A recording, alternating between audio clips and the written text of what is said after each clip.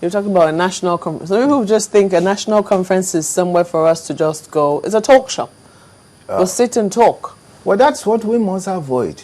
And that is precisely why it is important to understand the purpose of the conference and how to bring it about. Because, like you are saying, there was a political conference under Obasanjo, in fact, twice, in an attempt to do something. But all of this, all of them basically shows the organic fundamental problem that the people of Nigeria have never had their constitution. It is not a name that is crucial. It is the purpose.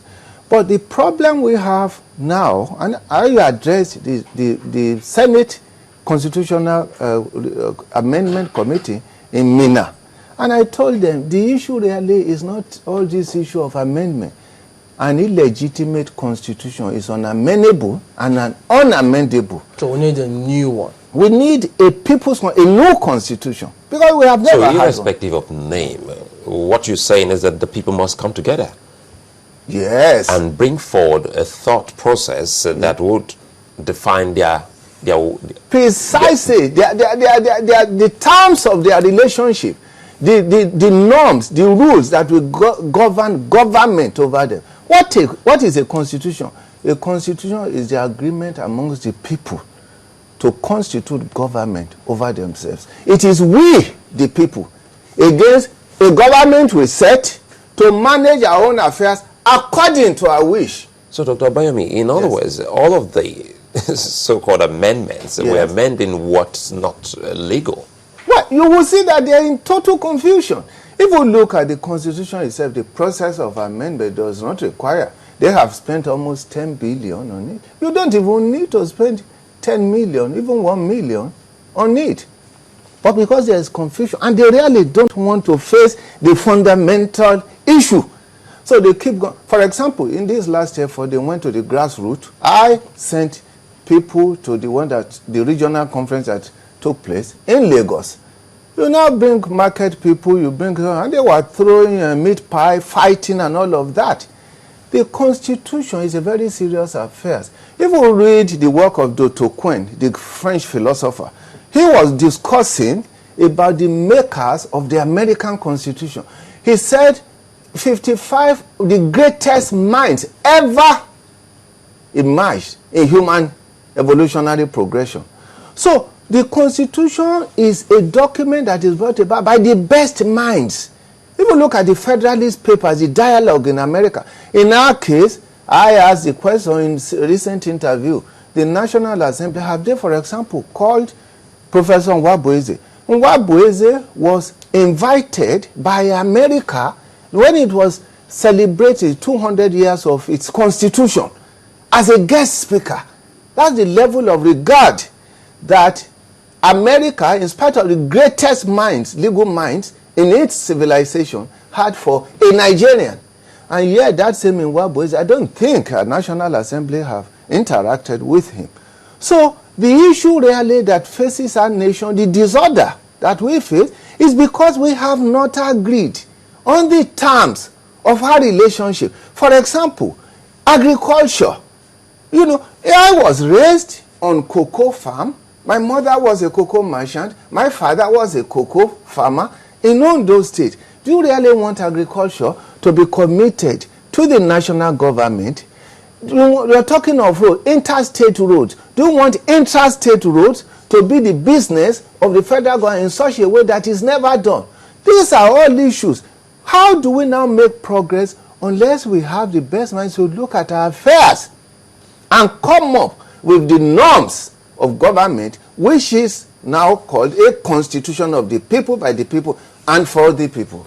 They also talk about, because when this kind of matters come up, one thing that those who kick against it will say, look, okay, even if we were to do this, the process, how will the people who will eventually come forward to discuss emerge? Very good. I explained this to them again, and I have spoken again about it.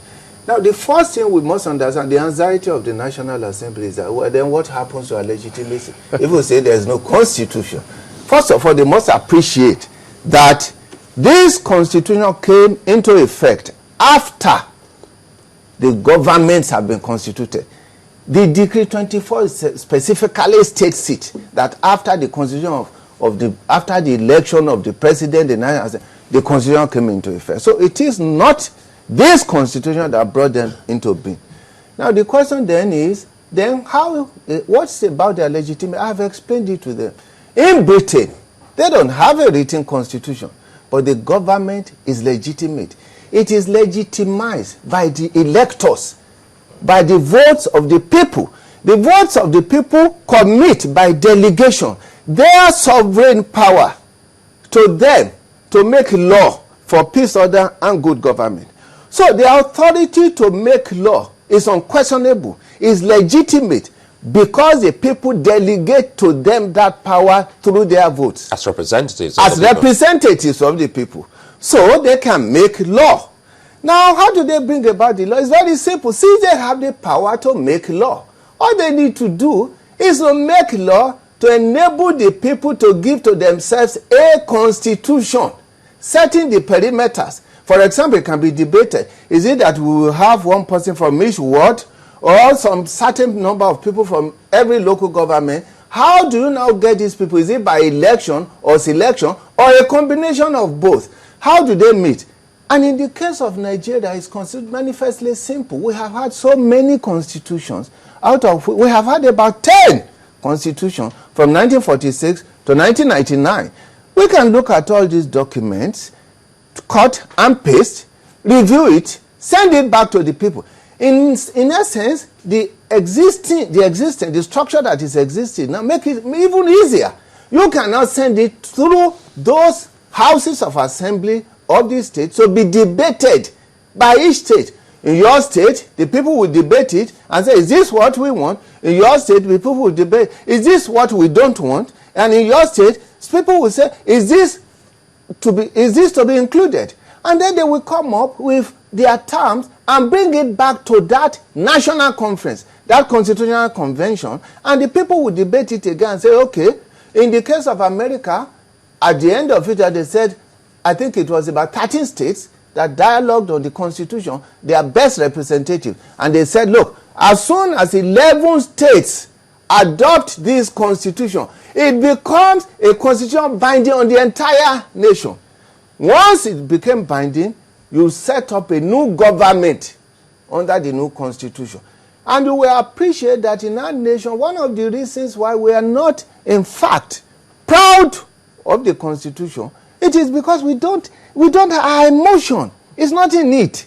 But again, sorry, Chamberlain, since 1999 till date, it's amazing that we've always talked about this, but we don't go so deep in it to the extent that we ask ourselves what exactly we don't understand here. Yes. My question now is, what's the fear in it that people still don't want to agree totally that we need to rejig this and get it straight once and for all, instead of spending those humongous amount of money? That's very well. When I addressed them in Mina, to give you a classical example of our tendency not to go to the fundamental root of our problem.